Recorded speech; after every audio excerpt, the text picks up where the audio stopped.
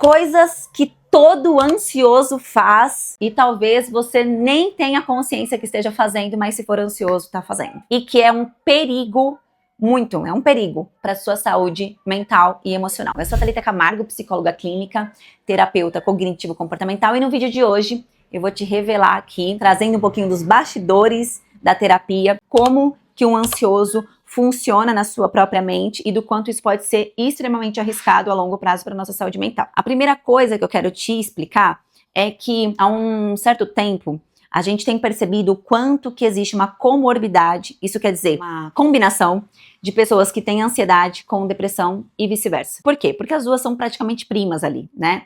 É muito raro a pessoa com ansiedade não fazer um quadro de depressão, mesmo que seja um quadro mais leve, e a pessoa também com depressão não fazer um quadro de ansiedade. Existem sim pacientes com só depressão, pacientes só com ansiedade, mas chega uma hora que o paciente ansioso, ele se esgota tanto de ter que responder a essa ansiedade que ele deprime. Então, o que eu quero te alertar? Por mais que você talvez se identifique como um paciente ansioso ou como um paciente com funcionamento ansioso, e eu já expliquei sobre isso aqui no canal, se você ainda não viu meu vídeo sobre TAG e sobre personalidade ansiosa, eu te convido a assistir porque existe uma diferença, né? Talvez você não tenha TAG, talvez você não tenha transtorno de ansiedade generalizada, mas talvez você tenha uma personalidade ansiosa e isso precisa ser visto, isso precisa ser cuidado. O fato de você se identificar como uma pessoa ansiosa não é o suficiente para que isso melhore. Eu acho muito engraçado que tem pessoas que se rotulam ali como pessoas ansiosas ou até mesmo pessoas depressivas e normalizam que o funcionamento vai ser assim. Não, isso está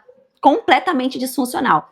O fato de você conseguir ter clareza de que você está com uma questão de ansiedade não é o suficiente para que você passe por um processo de resignação, de simplesmente entender que você é ansioso e continuar a vida com essa ansiedade. Se você soubesse que você tem diabetes ou colesterol, você continuaria a vida comendo da mesma forma, como se não tivesse, negligenciando, por exemplo, um tratamento medicamentoso? Isso ia ter um custo e uma consequência lá na frente. A mesma coisa acontece para quando a gente consegue olhar e falar, nossa, realmente eu tenho TAG. Nossa, eu tenho uma depressão. Olha só, a Thalita me explicou aqui no vídeo, eu realmente tenho uma personalidade mais ansiosa. Ah, tá, então agora eu consigo explicar como eu funciono. Isso não é o suficiente para que você, seja tratado. Isso traz um prejuízo e um sofrimento, ou para a pessoa que passa por isso, e também para as pessoas que estão convivendo, com você. E um terceiro ponto, isso te fragiliza para estar mais propenso a ter outros transtornos de humor. Então imagina, hoje de repente você negligencia e cuidar da sua ansiedade, e daqui 10, 20 anos você não está apenas fazendo um transtorno de ansiedade, você está fazendo uma depressão severa. Então isso precisa da nossa atenção. O fato de você identificar não é o suficiente para que você continue dessa maneira. Compreender não é o suficiente para que a gente realmente melhore. A gente precisa de um tratamento adequado. É mais ou menos assim, a gente merece, como seres humanos, a vida já é tão complexa, a gente já passa por tantas dificuldades e desafios, ter um funcionamento que torna a vida, o mundo e as relações mais desafiadoras é muito ruim. Então, se você tiver uma personalidade, um funcionamento que facilite a sua relação com o mundo, com as pessoas e consigo mesma, uau, é como se você estivesse adquirindo um superpoder ali. Vai ficar um pouquinho mais leve a vida pra você, tá bom? Então eu quero compartilhar aqui alguns dos funcionamentos que o ansioso tem e que realmente, assim, trazem consequências horríveis. A primeira delas é acreditar que todo pensamento é uma premonição. O ansioso, quando ele tem um pensamento antecipatório de uma possível catástrofe que pode acontecer, ele não consegue negligenciar aquele pensamento. Ele não consegue ver o pensamento e falar, isso aqui é um pensamento, eu não preciso parar o que eu tô fazendo para poder dar atenção a ele e vou continuar a vida. Não funciona assim. Quando o ansioso tem um pensamento antecipatório e catastrófico, ele entende que aquilo é uma chance, uma vantagem que ele tem sobre um possível problema e que o que ele deve fazer quando ele tem essa antecipação? Se preparar. Porque é aí que mora a vantagem. Olha que beleza, Se eu me antecipo ao problema, Thalita, então eu tenho mais chances de ter controle sobre ele. E aí essa pessoa com ansiedade começa a rebater esse pensamento com outros pensamentos, entendendo que está se antecipando a um problema.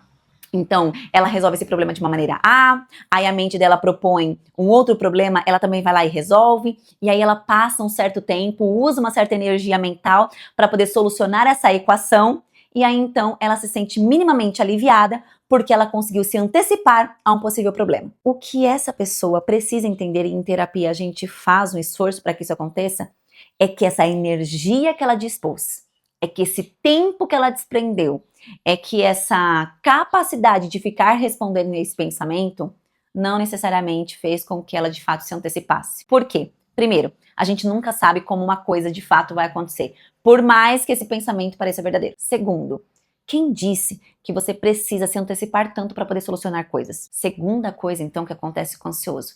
Ele parte do pressuposto de que ele não é tão capaz assim para poder solucionar problemas. É por isso que ele enxerga uma vantagem em antecipar. É mais ou menos assim, o problema vai chegar, eu não vou saber resolver, então, onde é que eu tenho vantagem? Se eu me antecipar. Porque aí eu posso parar, eu posso pensar em como fazer, reduzir riscos, ter um maior controle de ameaça. Então, ele parte do pressuposto que se o problema acontecer naquele momento, ele não é tão habilidoso assim para poder lidar com o problema. Terceiro ponto fundamental que todo ansioso faz.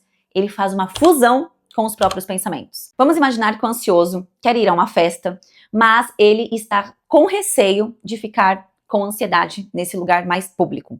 Então, ele não quer sentir taquicardia, ele não quer ficar se sentindo com sensação de sufocamento, nem com visão turva, nem com enjoo. Então, ele começa a pensar nisso. E lembra que ele entende que esse pensamento de possíveis problemas que podem acontecer são um aviso e que ele não pode negligenciar esse aviso porque na antecipação ele tem uma vantagem. Então, a mente dele, super fofa, vai dizer assim pra ele: bom, você tá indo pra festa, e se lá você tiver uma crise de ansiedade, o que você vai fazer? E aí ele começa a pensar um milhão de coisas. Não, mas como é que tá o meu corpo? Eu tô sentindo alguma coisa? E aí é o momento em que acontece a fusão. É o momento em que aquele pensamento se torna tão literal para o ansioso que ele quase se torna o pensamento dele. E ele começa então a se desconectar do momento presente para poder viver aquele pensamento. Ele começa a aumentar o nível de alerta dele para poder checar os próprios sintomas, o próprio corpo, a própria mente. Só que o que ele não sabe é que todas as vezes que ele aumenta o nível de alerta, ele fica mais ansioso. E aí o que vai acontecer? Ele vai, de fato, começar a sentir alguns sintomas no próprio corpo. E quando ele sente os sintomas no próprio corpo, aquela crença que é melhor antecipar, falar assim para ele: tá vendo como que é importante a gente ficar checando o seu corpo? E aí isso dispara e muitas vezes tudo aquilo que ele imaginou que daria conta de fazer, ele não faz. Então a fusão, colocar esse pensamento como literal, né? Ser sugado, tornar um só com o seu pensamento, faz com que você perca a chance de estar conectado com o momento presente e inclusive evite ficar ansioso. Então essa é uma outra coisa que a gente também trata em terapia. Bom, me conta aqui se você já tinha se dado conta de que talvez você tenha esses 3 funcionamentos aí com a ansiedade e o quanto que isso pode fazer com que ela fique se repetindo e você então precise administrá-la. Espero que esse vídeo tenha te ajudado.